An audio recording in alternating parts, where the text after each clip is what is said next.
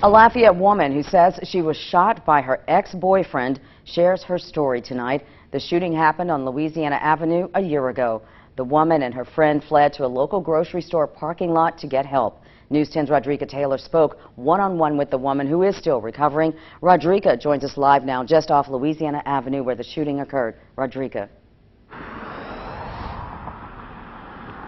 Tomorrow will mark a year for Brandy Wright. Wright says she was shot in her face by her ex-boyfriend. A scar across her face is a daily reminder of that gruesome day. A warning for our viewers, some may find the images graphic. We had been arguing because I found out some previous charges. So I had broke up with him. Brandy Wright says when she broke up with Jamarcus Davis, she thought that was the end of things. However, the next day, Wright says she was heading to a bank on Louisiana Avenue, and what happened next was unexpected. Honestly, at first, I seen the gun, but I didn't think he was going to shoot.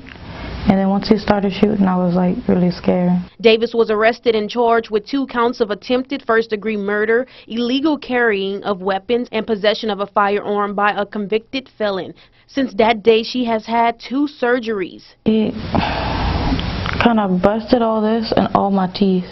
But I wouldn't say it went through and through, it just kind of hit it. Honestly, I felt ugly because the scar is like nasty.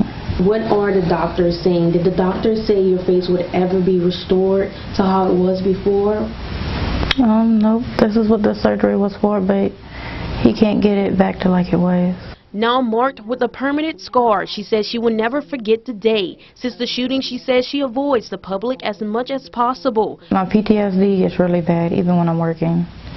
So I try to work at night. I try to stay away from people. They stare at me all the time. I guess you would say my anxiety act up. Because then I'm like, why are these people staring at me? Like, what's the problem? Because this is just normal me now.